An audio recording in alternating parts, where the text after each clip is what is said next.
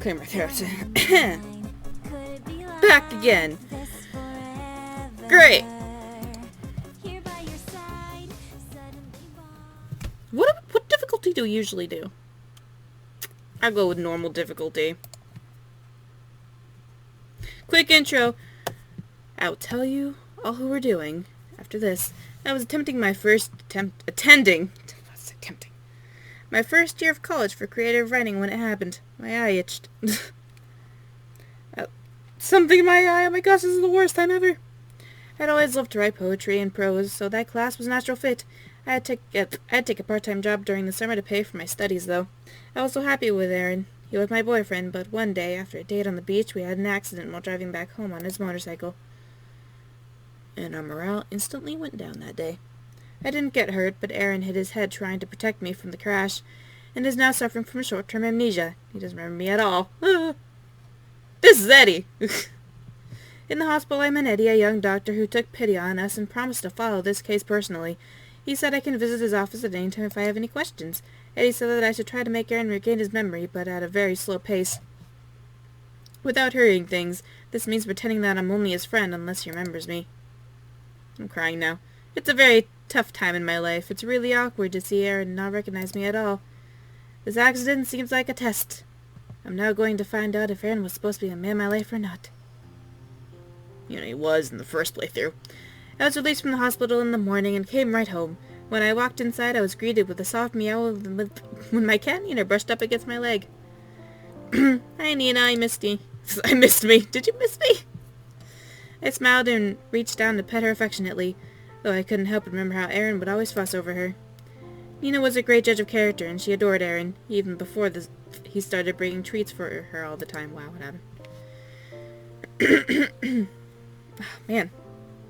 I've had the worst cough all day, and now my voice is just erect. A wreck. Oh, God. Aaron always loved cats so much. He loved big cats and little cats like you, but you were always his favorite kitty. Nina cuddled my fingers affectionately when I knelt down to pick her up. But Aaron's probably forgotten about you, too. Watch him remember just the cat. Just the cat. The sadness I had been trying to keep out of the front of my mind returned as I pulled my cat into my embrace inside. I had slept very poorly, and the fatigue from the crash hadn't worn off. I lost my parents in a car accident, and now it looks like I'm going to lose the man I loved one as well. Sadness. I sat in the living room with Nina on my lap when Gwenda came in to comfort me. Oh, Amy, what happened? Oh, no.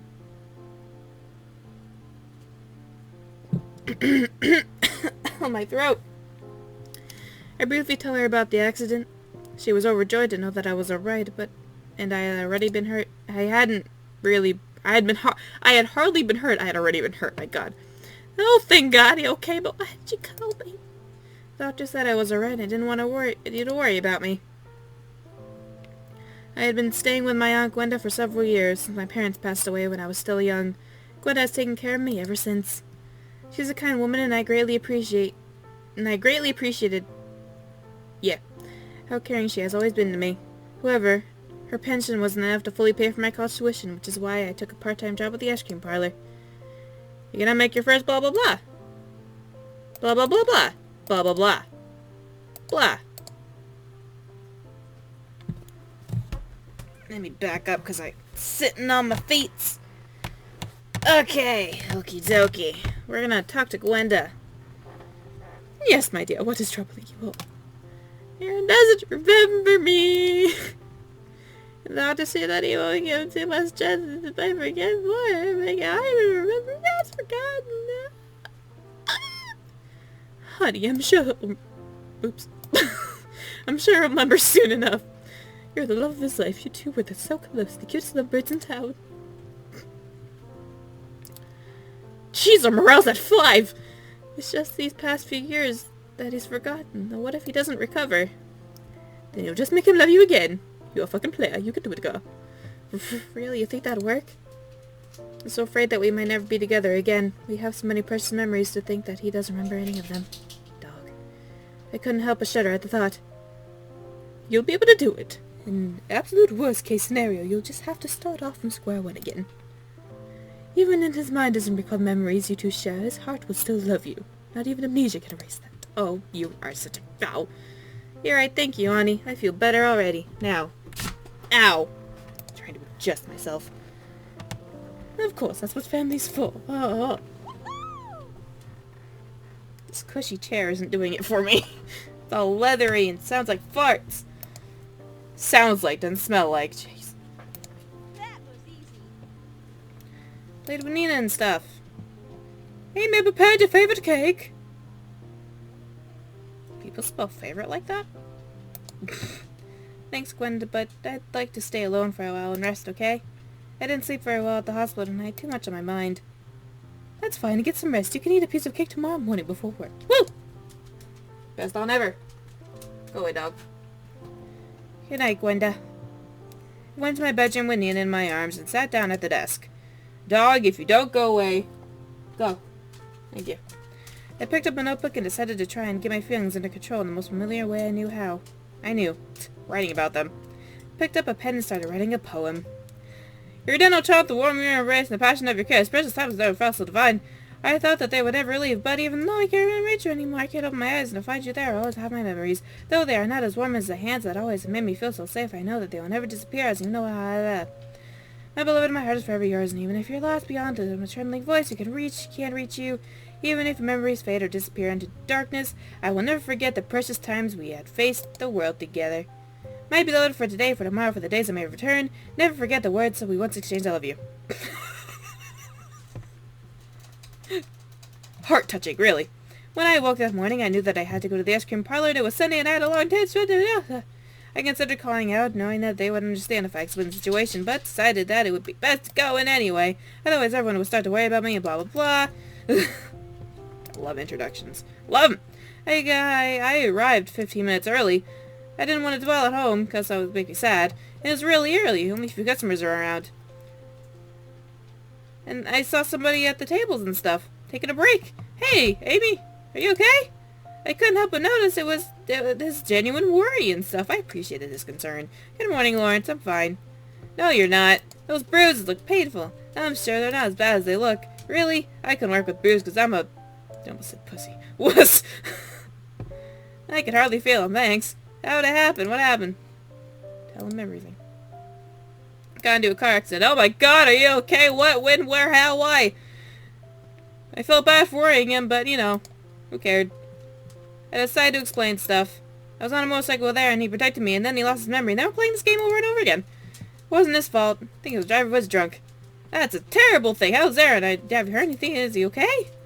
Actually, Aaron, he suffered a head injury. He doesn't remember me at all. I'm sorry to hear that. How bad is it? Will he recover? Who knows? Maybe. Hopefully he will. But he doesn't remember me anymore. His eyes wide and he looks surprised. Amy, oh my god. It's not as bad though. Thanks for worrying about me. Woo! That's how you get through a boring cutscene.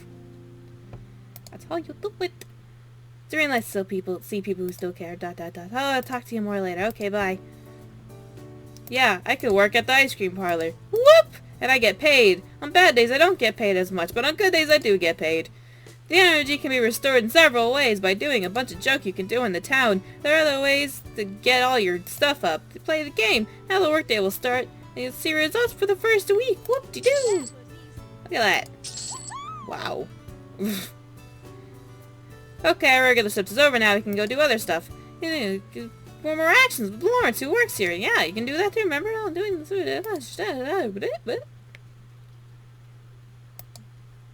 I still feel weak. I better get back home now. I don't think they'd allow me to see Aaron yet anyway. Home is a wonderful place. Oh, my voice.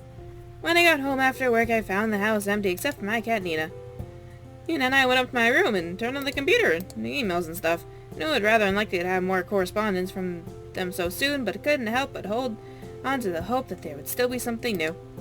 I sat down at my desk and looked around my inbox, getting the titles and senders of the new and unread messages. I found I saw there was nothing new from Eddie or anyone else from the hospital crew.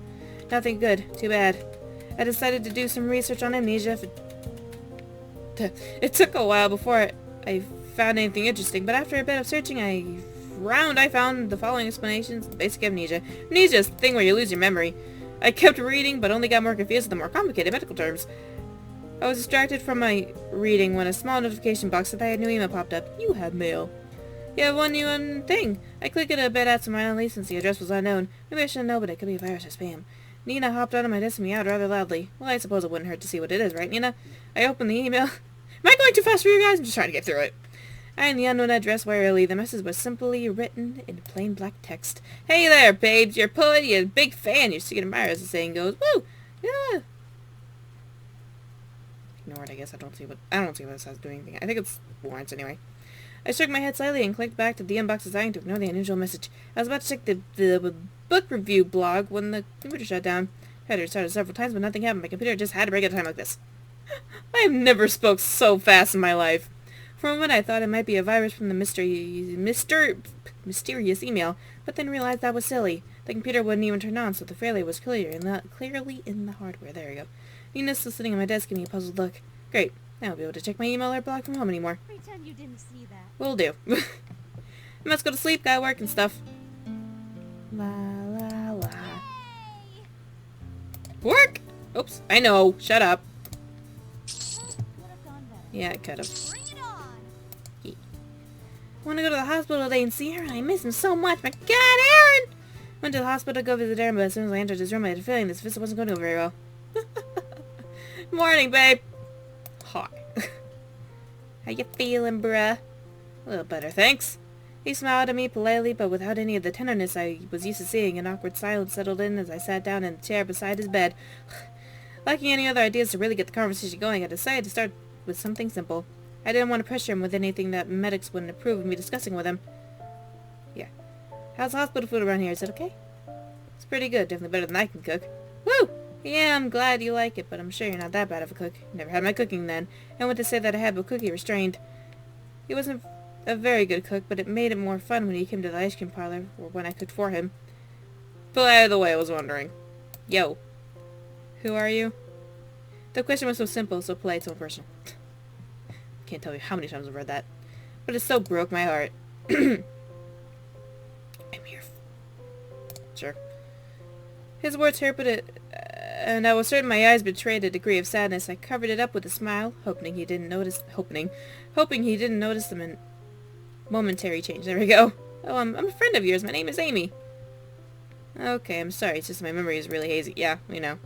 It's okay, I understand. Don't strain yourself. He returned a smile with a nod. You're a very nice girl, Amy. I know. Thank you. If you excuse me, I'm getting tired. Get out, get out, get out. Okay, bye. Yeah, I'm on my own. Yeah, I know. Okay, thanks. Jesus! I can't go to the mall yet. Why can't we go to the mall? Oh, right, because we haven't been in queue yet. The library is a great place to be. I can learn stuff and write stuff and do stuff. Woo! Alright, so we want creativity because we're going for Lawrence. Fucking these guys with long hairs and their L names. Lawrence, there we go. If I say Lance, just smack me. Lawrence. We're going Lawrence, and he likes creativity and no, not fuck culture. He likes culture. There we go. My brain's in shambles. That was easy. He likes culture. We get culture, okay? Okay. Got it? Good. Awesome Blossom. I was getting ready to leave from the ice cream shop when the phone rang. Yo! Miss Fitcher! Oh yes, I'm Amy right there. Are you, Eddie? Yes, I need to talk with you about Aaron. Oh, is everything okay? Is he dead? It'll make everything a lot easier. Yes, well, everything is... it's okay. I heard you paid him a visit yesterday. I'd like to talk to you about some things. We agreed to meet in... We agreed to meet in his office in the afternoon after my shift at the ice cream shop had ended. Need to hurry! Ice cream needs me. It's gonna melt! Woo! Wow! Giggity, giggity, giggity. I quickly changed clothes and get ready to go see Eddie at the hospital. I wonder what he wants to talk about. You know, manga and stuff. As soon as I entered the hospital, I met with Eddie. He nodded at me and made a gesture to follow him into the office. Yo, bro, what's up? I took a deep breath, vaguely registering the sound of our footsteps tapping their way through the corridor. What's behind me? Nothing, okay. Eddie led me to his office, and I distantly noticed his occasional glances, but was too absorbed in my own frantic thoughts to care. We stepped through the door, and he... Okay, I was wondering what did that. We stepped through the door, and he quietly closed it behind me. Please have a seat. I sunk into the cushioned chair in front of the desk and watched him hopefully. Tell me how he can get better. Tell me, doctor! Well, you have to understand that this is a condition somewhat difficult to treat. Well, of course, be encouraging his memory to return by talking to his family and friends, putting him in situations of previous memories, things like that. The therapist can tell you more about exactly what they'll be doing. There are also the possibility of prescribing him certain medicines, but we'll leave that option open for extreme cases. This is an extreme case! My boyfriend lost his memory! That was not good for my voice at all. I nodded, hanging on to his every word. The key is that he regains his memory slowly and carefully. This sort of psychology is not my specialty. But we have to be careful of what psychological fucking hell's bells stress. Amnesias are tricky to begin with. We can't risk any more complications by trying to force him to remember. Remember, you bastard. My heart sank. So what you're saying is he won't be remembering me anytime soon? He looked at me kindly. Probably not.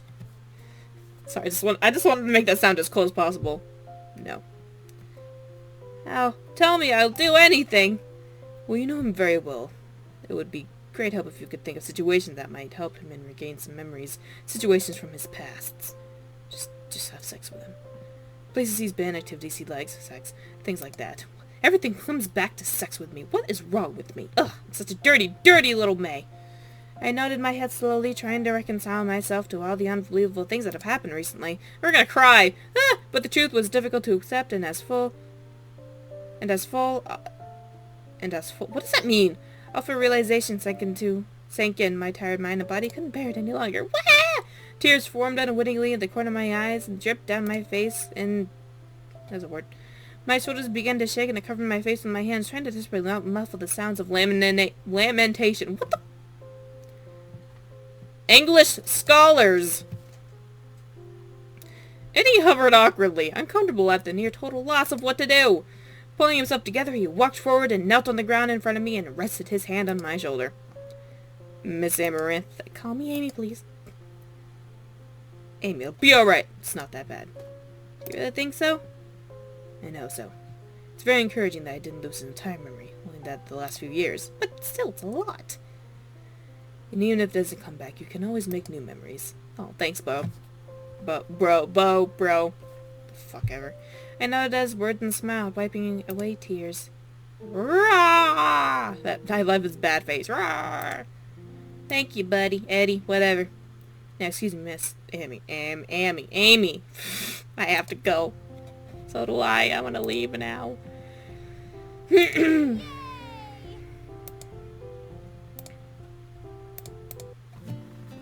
Yeah. Stretch. Oh, my hair is like in a weird high ponytail. I look like some 80s chick. The next morning I decided to follow Eddie's suggestion. By sitting up in my chair. There we go. Super chair. I grabbed a book from the library, the first book of the Pendragon series from D.J. MacHale. Aaron lived and I'm going to bring this with me to the hospital next time I need to hurry. Guys, Scream's waiting. There we go. Yep. I just started my shift when I heard a familiar voice. Amy. I looked up from the change in the cash register that I was counting to meet his gaze. Great, now I gotta count it all over again, Lawrence. Yo. I'm gonna talk to you about what happened. Yeah? She looks awful chipper. Lawrence looked away, unable to continue looking me in the eye. He was always rather shy, and he often resorted to text messages since he was more comfortable with it. You know, I'll always be here if you ever need someone to talk to. I'd be glad to listen after all. We're friends, right? Oh, Lawrence! Right, thank you, Lawrence. I appreciate that. We're gonna touch your butt later. Lawrence, what did you do to us? Lawrence, why? Quickly changed clothes, eager to give the book to Aaron to see if he remembers it. Oh, great, I gotta go through this. When I arrived at the hospital, I was surprised when the receptionist said that there was already somebody visiting Aaron. First, I was glad to hear that, since it probably meant one of his friends had come to drop in for a visit. Even if it was just one of his friends from school, talking to people he used to know would probably help him with his memory. However, when I entered the room, what I found was anything but pleasant. I stopped in the doorway and stared for a moment, my eyes widening as my heart went cold. No clear thoughts passed through my mind, and I couldn't seem to bring myself to take even one step closer. I smell something very good. It smells like flowers. It's weird. Abigail, Aaron's ex-girlfriend, was seated beside him. She wore a smile that was so obviously fake it almost made me sick to see it. I knew it all too well why they broke up, quite a while before we got together. She was a manipulative girl who never really loved him. And she's a blonde, too. No offense to the blondes out there. No offense to the blondes. The idea that the lapse in his memory would make him think that she was his real girlfriend. I found myself shuddering at the thought. Oh! Hey! You're here. Ugh! I didn't reply, simply staring at the reality of the situation sank in. Abigail knew perfectly well who I was. She was just acting. She's a brand of mine. She came here to visit yesterday. I see. Ugh. Don't you know who I am, Abigail? Of course the bitch is named Abigail. Well, I don't think I remember someone so high looking as you. Weird, I remembered a slut like you! I see, well anyway, I brought a book for you, Aaron. Oh, really? Yeah, it was one of your favorites, the first book of the Pendragon series by T.J. McHale. That sounds really familiar. Isn't that a children's book? Aren't you a slut? Shouldn't you go be doing slut things? I pulled the softcover book out of my purse and walked over to sit down in the chair on the other side of his bed. Technically it's young adult, thanks. That was the main character's name, Bobby. I smiled as I handed him the book and look at recognition. Why do I struggle every time with this word? I gotta look back to see if I struggle every single time with this word. My God! Recognition came over his face. That's right, right. We would always pre-order the new books as they came out at the bookstore. They were such fun to read. Remember this. Got into it a long time ago. I was so young and they were so fun to read to grow out of. Right! Well, I think I've heard it once too. Really? Thanks for bringing this. I really like this book. You can keep it if you want. I bit my tongue. Owie. I'm in pain. Really, are you sure? Yeah.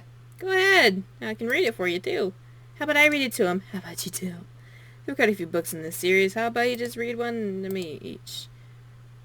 Aaron smiled cheerfully as he asked the question, and even though Abigail frowned at me for a moment before faking another smile for Aaron, I couldn't help but feel somewhat satisfied with myself. It was a small step, but at least he remembered something that didn't involve Abigail. I didn't know what her intentions are, but Abigail isn't likely to get up early in the morning and stuff. Unfortunately, since I work in the morning... my ears starting to hurt from these damn headphones. Bit my tongue, it hurts so bad. Wah! I gotta cry, man, and ouchies. Ouchies, ouchies, ouchies, ouchies. Slouchies. Awesome! Woo! Bubblegum. Today I was seated amorously at the counter of ice cream shop. My coworker Lawrence trying to cheer me up. Nibbled meditatively on the chocolate ice cream cone, trying not to feel like my entire life had changed without my control or consent. Soon there came a tinkling from the door, signifying that someone else had entered. I didn't look up, but from the annoyed look on Lawrence's face, I knew it was Hugh. Hugh! Baby Hugh! He was an immature boy that often hangs around some of my friends. He's always around me, but I'm not really sure what he wants from me. Hey, babe, what's cooking besides you? You know, stuff. Bro, stops. Now's not the time. He looked from Lawrence to me and did a double take. Whoa. You don't look so good. What's wrong? Your dog died? That's the worst. I didn't reply, and Lawrence gave him another dangerous sort of look. He seemed to deflate a little. No, seriously, what's wrong? I gave him a baleful look, and on a whim proceeded to recount the entire story of the day, the horrible way it had ended in a car crash, and Aaron's amnesia. By the time I was done, I was nearly in tears again. Saying the whole thing out loud made it seem even more awfully true than it already was. Hugh stood there, mouth hanging wide open. It took him a while for him to think of something to say, and when he finally did, it was with a serious, somber expression. Amy, sweetie, okay? Really? I considered the question. He said it with so much concern that I felt quite touched. Gave him a small smile. Not exactly, but I'll be fine, I think. Thanks. Ow, what is that? Oh, it's a CD. Playing with stuff. She went from crying to wow! Yeah! Okay, maybe not quite that, but Yeah! you know. see what I mean. Alright, what else gets our creativity up? I think... I know. I know. I know. I know. That too. That's gotta... Yeah. I had a terrible nightmare. Wait, I want to see if we can...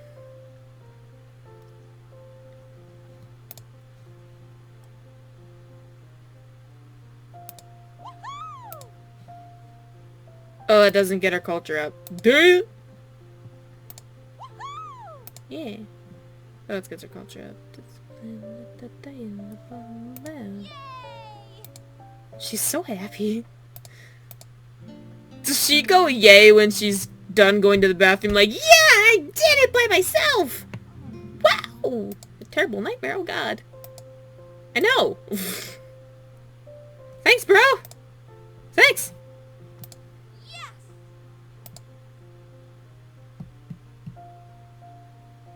Wow, I forgot. I had to talk to Lawrence.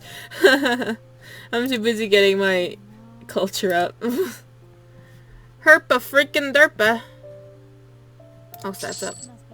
What the fu- I paid money for that. Bring it on. Yes. Yes. Soon as my shift ended, I headed to the hospital with more books in my bag to see if they could help Aaron regain his memory. When I arrived at the hospital, I went straight to Aaron's room with several heavy bags of books in my arms. I was surprised to find quite a crowd gathered in his room. In addition to Abigail, his scornful ex-girlfriend, Osher was there as well. Aaron's father was a well-known and wealthy businessman who was often away on business. Must have been the first time he came to visit his son since the accident. Since the scene I walked in on was rather emotional. Hey! Oh, gross. I was surprised by their cold reactions and saw the mascara running down Abigail's face as she had been crying.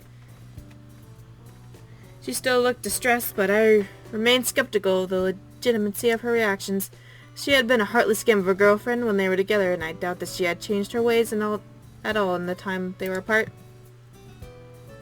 Brought some books! The game crashed, I'm sorry. That's okay, I plan to read to him. Abigail offered to as well. Why is there no music? Wasn't there music? I'm scared.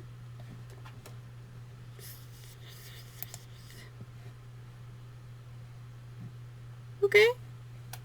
Okay, I guess we don't need music. That's fine.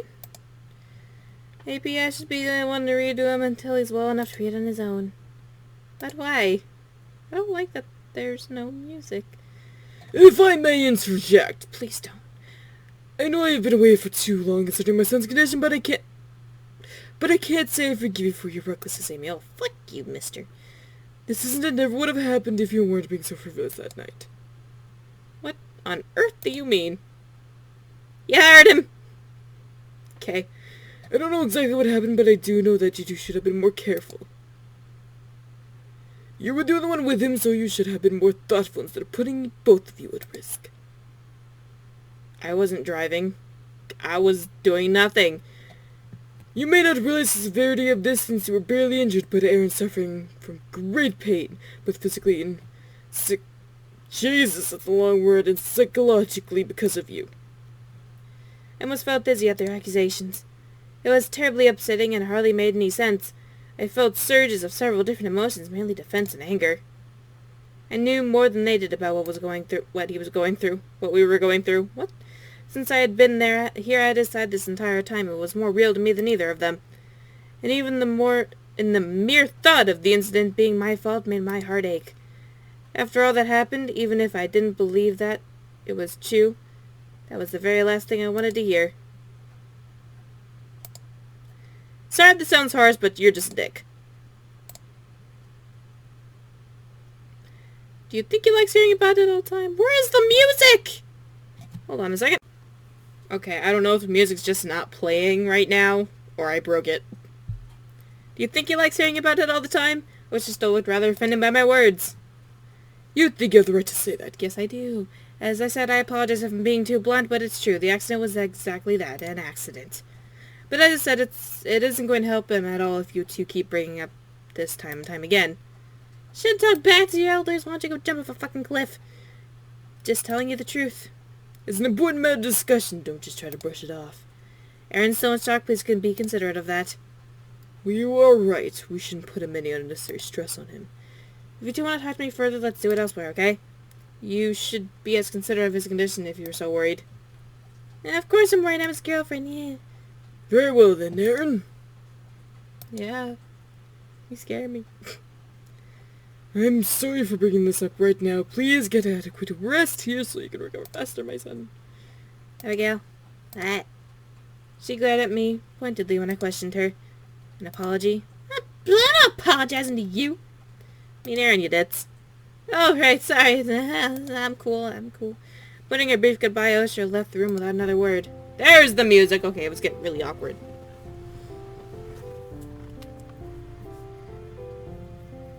Okay.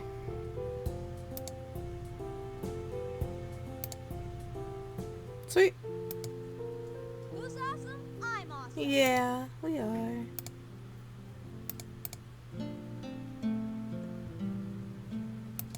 Yes!